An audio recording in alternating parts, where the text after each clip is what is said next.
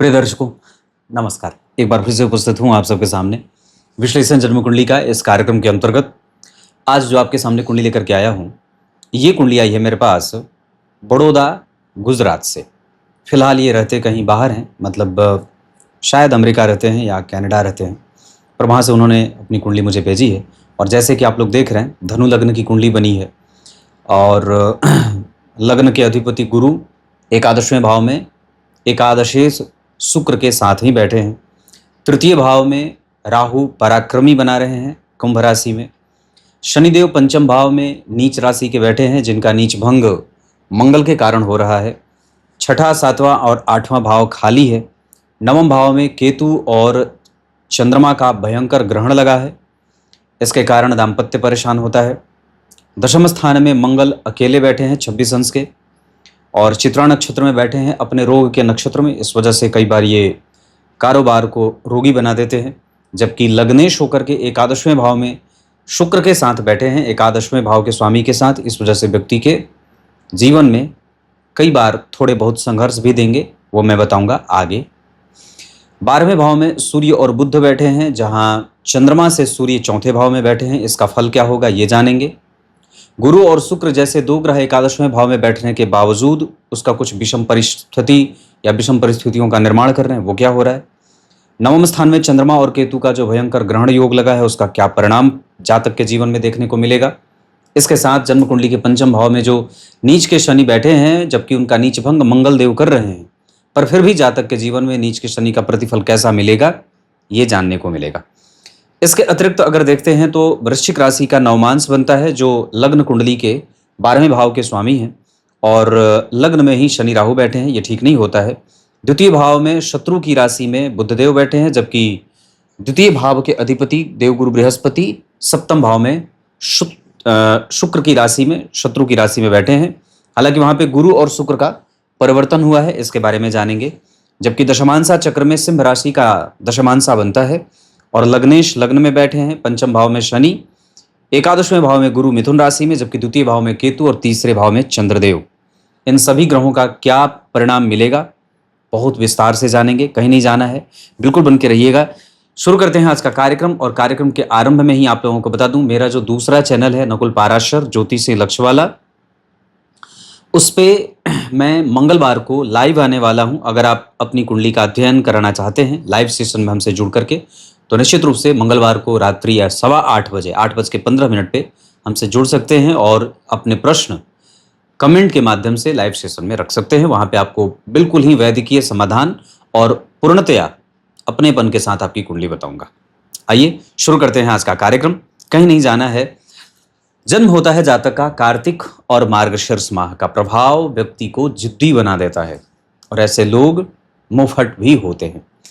आगे बढ़ के बात करेंगे। दक्षिणायन में व्यक्ति का जन्म होता है। दक्षिणायन में शनि मंगल राहु केतु ये जो ग्रह होते हैं, इनका प्रभाव ज़्यादा बढ़ा हुआ मिलता है। दक्षिणायन में शनि मंगल राहु केतु के बलवान होने के कारण कई बार व्यक्ति के जीवन में विषम परिस्थितियों का निर्माण होता रहता है।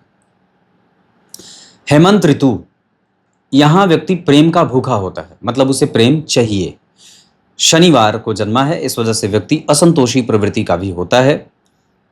शनिवार को जन्मे लोग थोड़े बहुत असंतोष रखते हैं, और क्योंकि उनसे अगर आप मृत्यु की शैया पे लेटे हैं, और तब भी अगर आप उनसे पूछेंगे कि क्या चीज़ की आवश्यकता है, तो वो ये कहेंगे कि हाँ, मैंने अपने जीवन में ये प्राप्त नहीं किया, मुझे इसकी भूख अभी भी है।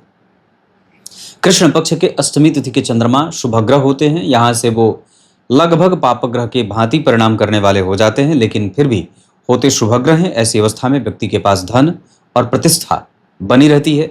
साथ ही साथ व्यक्ति का मन सदैव एक जैसा नहीं रहता है, उसमें उत्तरोत्तर कई बार आत्मविश्वास की वृद्धि और कई बार आत्मविश्वास की कमजोरी देखने को मिलती है। मघा नक्षत्र, अश्विनी मघा मूल ये सब गंडमूल नक्षत्रों के संज्ञक आते हैं, मतलब मूल संज्ञक नक्षत्र हैं।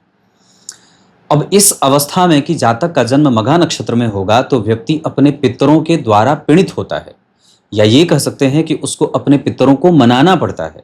मघा नक्षत्र के जो देवता हैं, वैसे तो ये केतु देव का नक्षत्र है, पर इसके जो देवता हैं वो अर्यमा नाम के पितर हैं, और ऐसे लोगों को कृष्ण पक्ष में निरंतर दान करना चाहिए। अमावस्या को अपने पितरों के निमित्त दान करना चाहिए।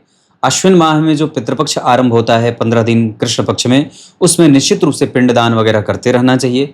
और वर्ष में कम से कम एक बार निश्चित रूप से त्रिपिंडी श्राद्ध वगैरह करवा लेना चाहिए। इसके साथ साथ अमावस्या को दान आवश्यक होगा और काले उड़द का दान निश्चित रूप से अमावस्या को करें। किसी ब्राह्मण को अपना प्रायश्चित अमावस्या को दान करें धन स्वरूप।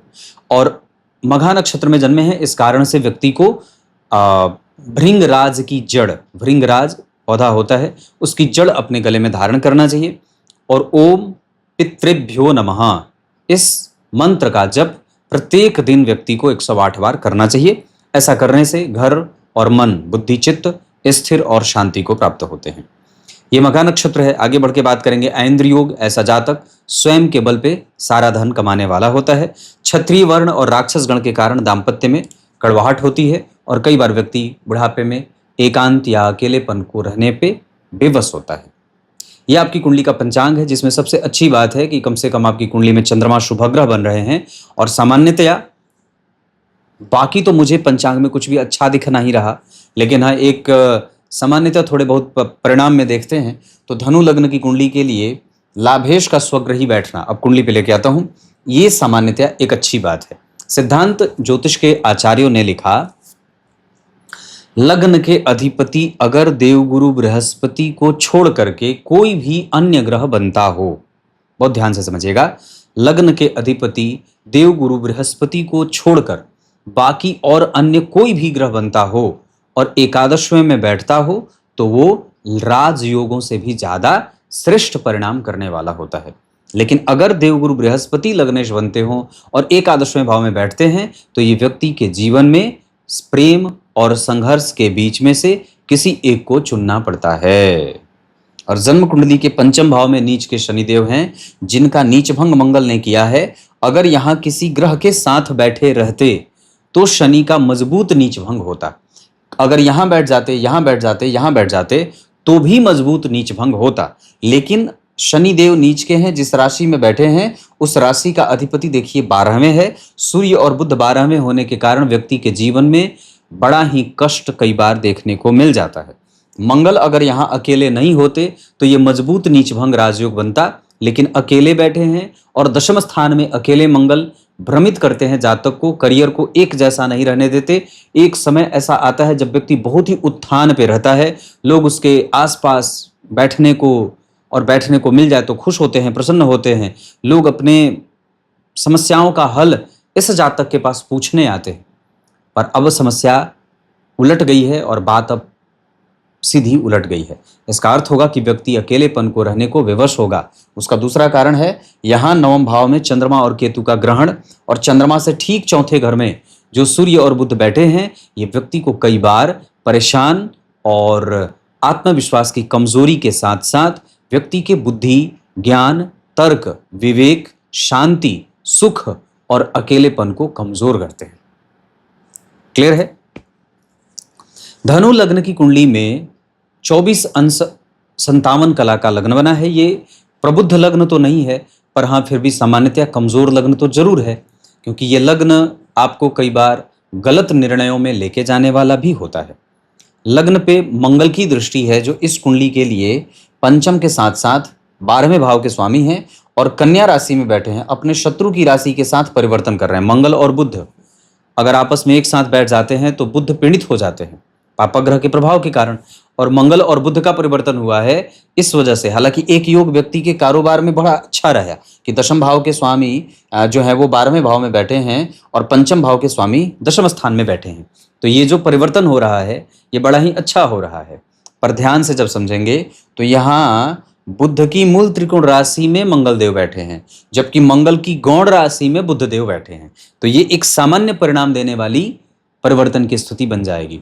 अगर वही बुधदेव यहाँ न बैठ करके यहाँ बैठते और सूर्य यहीं बैठ जाते, तब इस कुंडली की बात सीधी उलट जाती और व्यक्ति जिस समस्या से ग्रसित होने के कारण किसी भी ज्योतिषी के पास गया है, फिर वो उसके पास समस्या ही नहीं रहती।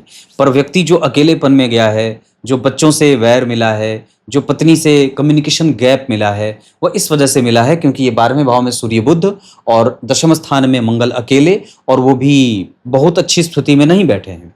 लग्न का मान 24 अंश का है। इस कारण से भी कई बार व्यक्ति के जीवन में अपने व्यक्तित्व को सिद्ध करना पड़ता है, अपने ही परिवार को सपोर्ट करने के लिए, उनका ही बल प्राप्त करने के लिए अपने आप को चंदन की तरह घिसना पड़ता है। अब यहाँ से आगे बढ़ते हैं और कुंडली के ग्रहों पे आपका ध्यान लेके आता हूँ। जैसे नवमांश चक्र में यहाँ के 12वें भाव के स्वामी यहाँ के लग्नेश बनते हैं। लग्नेश होकर के एकादशवें भाव में बैठे हैं। जरा ध्यान से देखें तो यहाँ लग्नेश एकादशवें भाव में, यहाँ लग्नेश जा करके जन्म कुंडली में कहाँ बैठे? लग्न में ही बैठे, सूर्य लग्न में ही बैठे। पर यहाँ जो स्थिति बनी है शनि और राहु की, ये बिल्कुल ही ठीक नहीं बनी है। यहाँ पे गुरु राहु और केतु के संपर्क में आ रहे हैं। पंचम भाव में शुक्र उच्च के मंगल से और राहु से दृष्ट, सप्तम भाव पे शनि राहु केतु और मंगल का प्रभाव, क्योंकि सप्तम भाव के अधिपति शुक्र के ऊपर मंगल और राहु दोनों की दृष्टि है। ये गड़बड़ करती हैं चीज़ें। उसके बाद नवांश चक्र में केंद्र में जो ग्रह बैठा उसमें से सूर्य और गुरु तो केंद्र में बैठे हैं। इसका अर्थ होता है कि कहीं ना कहीं दाम्पत्य में जो सामने वाला है वो जिद्दी और हठी है।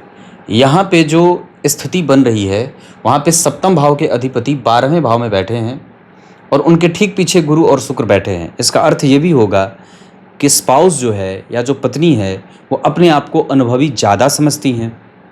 पंचम भाव पे जो नीच के शनि है उस पे गुरु और शुक्र जैसे दो शुभ ग्रह की दृष्टि पड़ने से वो चीज़ें ठीक हो जाती हैं, लेकिन फिर भी यहाँ गड़बड़ इस वजह से भी हो रहा है क्योंकि केतु का प्रभाव है। इस भाव के अधिपति मंगल सप्तम में बैठ, इस भाव से 8 घर आगे 6 घर आगे बैठे हैं और मंगल की दृष्टि, शनि की दृष्टि या शनि का संबंध और केतु का प्रभाव। तो पंचम भाव पे शनि मंगल राहु केतु के प्रभाव के कारण कई बार व्यक्ति के दाम्पत्य में आरंभ में तो प्रेम रहता है, पर बाद में चल करके जब कभी भी शनि मंगल राहु केतु की दशाएं आती हैं तो उसमें कमजोरी देखने को मिल जाती है।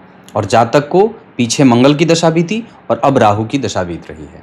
इस वजह से 2034 तक हमें ये जो कष्ट है परिवार का हो, दाम्पत्य का हो, इसमें कभी बढ़ता हुआ सा और कभी घटता हुआ सा दिखाई देगा, जिसमें कभी कभी मानसिक दबाव बहुत ज़्यादा बढ़ जाता है। जैसे 2024 के अक्टूबर के बाद, फिर 2027 के मई के बाद 28 तक, फिर उसके बाद धन वगैरह के लिए अगर बात करते हैं तो धन भाव के अधिपति जन्म कुंडली में जाकर के पंचम भाव में नीच के हैं, वापस धन भाव को देख रहे हैं। गुरु और शुक्र का प्रभाव है तो व्यक्ति के पास धन की तो कोई समस्या ऐसे विशेषतया नहीं है, पर हाँ ये जो मंगल दशम स्थान में अकेले बैठे हैं ये कई बार व्यक्ति के जीवन में कारोबार को कंफ्यूज करने वाला बना देते हैं। पिता से धन, प्रेम जितना देना है उतना व्यक्ति प्रेम प्राप्त नहीं कर पाता है। पंचम भाव में नीच के शनि संततियों से भी कई बार मतभेद कराने वाले बन जाते हैं, या कई बार व्यक्ति पारिवारिक षड्यंत्रों में उलझ करके रह जाने वाला भी होता है। दशमांशा चक्र में लग्न में लग्नेश, द्वितीय भाव में केतु जो बैठे हैं, ये जब जब राहु और केतु की दशा एक्टिव होगी तब तब व्यक्ति को धन से, वैभव से, परिवार से कष्ट से, व्यवसाय से कष्ट देखना पड़ता है। तुला राशि के चंद्रमा जिसके अधिपति शुक्र जन्म कुंडली में उसे देख रहे हैं, तो चंद्रमा और शुक्र के कारण भाग्य का संघर्ष तो नहीं है कोई विशेष, लेकिन यहाँ पे जो पंचम भाव में शनि बैठे हैं ये कभी कभी व्यक्ति के जीवन को धन लाने में मशक्कत करवा रहे हैं, क्योंकि शनि की 10वीं दृष्टि द्वितीय भाव पे, द्वितीय भाव के अधिपति जन्म कुंडली के अष्टम भाव में या 6वें भाव में। इस कारण से राहु में बुध जो 2024 के अक्टूबर से चले, उन्होंने धन से संबंधित समस्या दी और कई बार व्यक्ति को दारिद्र्य दिखा देते हैं।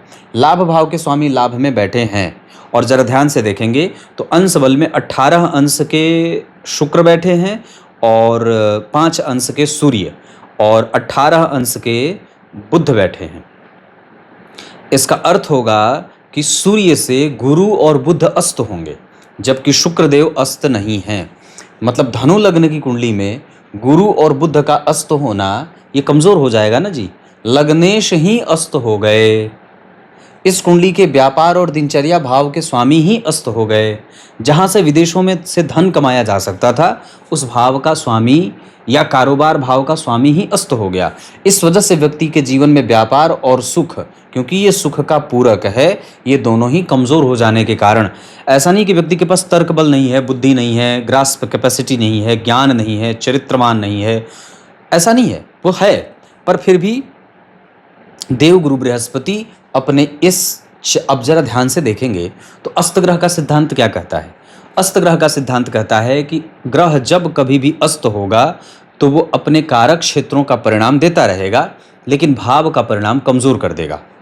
क्लियर है। तो यहाँ बुध और गुरु व्यक्ति में कृतज्ञता, धार्मिकता, दान पुण्य, पूजा पाठ, सच्चरित्रता, श्रेष्ठता, ये सब उनके नेचर हैं। इंटेलिजेंस कैपेसिटी, समस्या को समझने की शक्ति, व्यापारिक नेचर, ये सब अच्छा है, क्योंकि कारक क्षेत्र इनका आता है धन धान्य पुत्र संपत्ति सुख सौख। पर ये चारों ही भाव जो हैं केंद्र के, इनके स्वामी अस्त हो जाने से व्यक्तित्व, मानसिक सुख, दिनचर्या और सामाजिक स्थिति, ये सब अस्त हो गया ना जी। इस कारण से व्यक्ति के जीवन में कई बार संघर्ष बढ़ जाता है। केंद्र के 3 घर खाली, पंचम भाव नीच का हुआ, एकादशवां 9वें भाव में ग्रहण लग गया और भयंकर ग्रहण हुआ है, जहां पे पति और पत्नी लाख चाह लें पर एक दूसरे के समीप आते ही नहीं है, या वहां पे कमजोरी बनी की बनी रहती है। गंगा जल का सेवन करें, सूर्य को अर्घ्य दें, पति और पत्नी एक टेबल पे आकर के बैठ करके विचार करें, क्योंकि विवाह तोड़ना, विवाह के लिए तोड़ने के लिए कोशिश करना, ये किसी भी धर्म के लिए उत्तर अच्छा नहीं होता और वो आपको कमज़ोर करता है, आपको नारकी बनाता है। ये बात भी समझना होगा। दूसरा, लग्न पे किसी भी शुभ ग्रह की कोई दृष्टि नहीं है, लग्न पे मंगल की दृष्टि है। इस वजह से एक अलग तरीके का ऊर्जा या अलग तरीके की ये कठोर स्वभाव में ला देते हैं। चंद्रमा जो सिंह राशि के बने हैं, उसका स्वामी जन्म कुंडली में चौथे बैठ करके व्यक्ति को परेशान करने वाली स्थिति में लेके चले जाते हैं। चंद्रमा से चौथे घर में सूर्य का जाना अधम योग बना देता है। ऐसी अवस्था में व्यक्ति लाख चाहे कितनी भी अच्छाइयाँ कर ले, वो समाज में एक अच्छे व्यक्तित्व के तौर पर प्रखरता से अपने आप को सिद्ध नहीं कर पाता है। या ये कह सकते हैं कि इसका दूसरा परिणाम मिलता है, व्यक्ति सभी समस्याओं का हल जानता है पर फिर भी वो उसे अप्लाई नहीं कर पाता। या तीसरे स्तर पे कहें, तीसरे नंबर पे, तो व्यक्ति दुनिया भर को जीत जाता है, लेकिन जब अपने घर पे आता है तो हारा हुआ सिपाही होता है। ऐसी स्थिति बनती है। प्रेम आपके पास है पर लोगों के पास आपके लिए प्रेम नहीं है, ये गड़बड़ है। सूर्य से चंद्रमा से केतु के साथ बैठना व्यक्ति को इमोशनल बनाते हैं। चंद्रमा से दूसरे घर में मंगल को बैठना व्यक्ति को रोगी बना देते हैं। चंद्रमा से तीसरे घर में शुक्र का बैठना व्यक्ति को भाग्यशाली और प्राप्त करने वाला बना देते हैं। चंद्रमा से तीसरे घर में गुरु का बैठना व्यापारी बनाते हैं। चंद्रमा से चौथे भाव में बुध का बैठना व्यक्ति को दाम्पत्य में कंफ्यूजन क्रिएट करते हैं। चंद्रमा से चतुर्थ स्थान में सूर्य का होना व्यक्ति को अकेलेपन में ले जाना, कष्ट देना, मानसिक प्रभावों में कमजोरी होना। उसी चंद्रमा से 7वें घर में राहु का होना घर में कलह का वातावरण बनाते हैं। चंद्रमा से 9वें घर में शनि का होना व्यक्ति को धर्म और भाग्य से अवरोध पैदा करते हैं। पति और पत्नी में मतभेद होता है, आपस में कम्युनिकेशन गैप होता है और कई बार गड़बड़ी होती है। जब जन्म कुंडली के पंचम भाव पे शनि, मंगल, राहु, केतु आदि सभी ग्रहों का प्रभाव हो जाएगा तो ये कई बार कमजोर हो जाएगा। जन्म कुंडली के केंद्र में इस कुंडली का योग कारक ग्रह सिर्फ एक मंगल बैठे हैं और वो भी अकेले बैठे हैं। इस वजह से व्यक्ति चाह करके भी कुछ भी नहीं कर पाता है। आत्मकारक ग्रह के रूप में अगर बात करता हूं तो आपकी कुंडली में गुरु जो लग्नेश बनते हैं वही आपकी कुंडली के नहीं, मंगल जो पंचम भाव के स्वामी हैं वही आपकी कुंडली के आत्मकारक ग्रह हैं। अमात्य कारक ग्रह के रूप में देवगुरु बृहस्पति बनते हैं। मंगल दशम भाव में बैठे हैं, इस वजह से व्यक्ति को कम से कम साहस मिलता रहता है या व्यक्ति साहसी होता है। पर इसमें भी दो राय बन जाती है, क्योंकि अगर वर्गोत्तम नहीं होते तो वो और भी ज्यादा कमजोर हो जाते। अब तो गनीमत है, बहुत अच्छी बात है कि भगवान की कृपा है कि कम से कम मंगल वर्गोत्तम होके बैठे हैं। इस वजह से कम व्यक्ति जो है वो अकेलेपन में ही सही पर दूर चलने की हैसियत और ताकत रखता है और उसके जीवन में चाहे जितनी विषम परिस्थिति निर्माण हो जाए वो कभी भी ब्राह्मणों का, लोगों का, धर्मज्ञों का अनादर नहीं करता है और थोड़े से स्पष्ट मानसिकता का भी होता है। लोग समाज के जितने भी हैं उसके लाभ उठाने वाले होते हैं। उसको आसानी से किसी पे विश्वास नहीं करना चाहिए। जितना ज़्यादा हो सके अपने आप को शांत और धैर्यवान बनाना चाहिए। अभी जो दशा चल रही है, इस दशा काल में शास्त्रकार लिखते हैं, बुद्ध्या विहीनमति विभ्रम सर्वशून्यम। विश्वम भयाति विषमापद मृत्यु तुल्यम, ये कष्ट देते हैं और ये कई बार व्यक्ति के जीवन में भ्रम से अलग कुछ भी बनाते ही नहीं हैं। जातक के जीवन में दाम्पत्य, परिवार, बच्चे, लोग, पार्टनर, जो नौकरी है वहाँ पे बॉस, हर जगह व्यक्ति को एक अलग तरीके का चुनौतियों का सामना करना पड़ता है। और जन्म कुंडली के नवम भाव में जो भयंकर ग्रहण बना है, इसके कारण व्यक्ति के भाग्य और कम्युनिकेशन में संघर्ष देखने को मिलता है। दशमांसा चक्र में कुंडली की स्थिति बहुत अच्छी बनी है। यहाँ पे मंगल और बुध जो बैठे हैं ये भी ठीक बैठे हैं। वहाँ के सरकार से, जैसे आईटी हो जाए, बैंकिंग हो जाए, फिनांस हो जाए, लोहा हो जाए, ट्रांसपोर्ट हो जाए, इस तरीके का कोई भी काम, उसके बाद केमिकल से संबंधित काम हो जाए तो बहुत अच्छा रहेगा। आभूषण से संबंधित काम हो जाए, हथियार, गोला बारूद से संबंधित काम हो जाए, बिल्कुल हो जाए और बहुत बढ़िया है। लेकिन बात यह है कि आप वो धन किसके लिए कमाएंगे और कौन उसका उपभोग करेगा, और आप अपनी खुशी में, जिस खुशी को प्राप्त करने के लिए व्यक्ति अपने देश और मिट्टी को छोड़ के जाता है, वही प्रसन्नता उसे वहां पे जाकर के सबसे ज्यादा उसका कष्ट, उसके कष्ट का कारण बन जाती है। और ऐसा क्यों हुआ? क्योंकि दशम स्थान जो होता है वो चतुर्थ स्थान का पूरक होता है। चतुर्थ भाव के अधिपति शत्रु के साथ शत्रु की राशि में बैठे हैं और शनि से दृष्ट हैं। केतु और चंद्रमा जो राहु हैं, राहु से प्रभावित हैं। तो जन्म कुंडली का लग्नेश राहु और शनि सबसे प्रभावित है। उसके ठीक पीछे मंगल बैठ करके उसके प्रभावों को कमजोर कर रहे हैं। इस वजह से भी व्यक्ति पे कोई विश्वास ना करे या उसके व्यक्तित्व पे कई बार उसको सिद्ध करना पड़ता है। अब बात करते हैं कि जो दशा है इसको कैसे बिताया जाए। राहु की दशा में अगर घर में कलह हो, मानसिक अवसाद बन रहा हो, एकांत में लेके जा रहे हैं, और पंचम भाव में जो शनि है वो आपको कभी भी अकेलेपन में ही रखेंगे। विशेषतया चंद्रमा और शनि का जो प्रभाव है वो और भी ज़्यादा। इस अवस्था में अपने आप को अपने पितरों के निमित्त पूजा करने वाला बनाएं और गणेश जी की सर्वथा पूजा करें। बहुत आनंद होगा गणेश जी की पूजा से। घर में अगर हो सके तो चतुर्थी के दिन गणेश जी की विधिवत पूजा की जाए, सूर्य को अर्घ देकर के अपने आत्मविश्वास की वृद्धि की जाए और इस बात को समझा जाए, इस बात को समझने की आवश्यकता है कि व्यक्ति जिस अवस्था में होता है, परमात्मा उसके साथ वैसा ही स्वांग रचते हैं। अब अवस्था के हिसाब से आप नित्य प्रति उस स्थिति को प्राप्त करने वाले जा रहे हैं जहां एकांत में रहना, भगवान का भजन करना, खूब नाम को स्मरण करना। जितनी बार आप भगवान का नाम जपते हैं उतनी बार भगवान को प्रकट करते हैं। जितनी बार आप भगवान का नाम जपते हैं आप उतनी बार ही भगवान को प्रकट करते हैं। और ये जिह्वा माता यशोदा और देवकी मैया हो जाती हैं, कौशल्या मैया हो जाती हैं, क्योंकि वो प्रकट हुए। तो जिह्वा हमारी उनकी माता हो जाती है जो इस नाम से प्रकट होते हैं। नाम लेना, प्रकट होना और लीला करना, ये तीनों एक साथ ही हो जाता है। नाम उस वही लेता है जिस पे भगवान की कृपा होती है। इस वजह से इसका बोध होना आवश्यक है और निरंतर इस दुनिया को धीरे धीरे धीरे धीरे अपने हिसाब से इससे विरक्त होना ही इस राहु की दशा का परम उपदेश है। ग्रह आपको यही उपदेश दे रहा है, अब उलझने की आवश्यकता नहीं है, अब मुक्त होने की आवश्यकता है। और वैसे इस कुंडली के लिए लाजवर्त धारण करना चाहिए।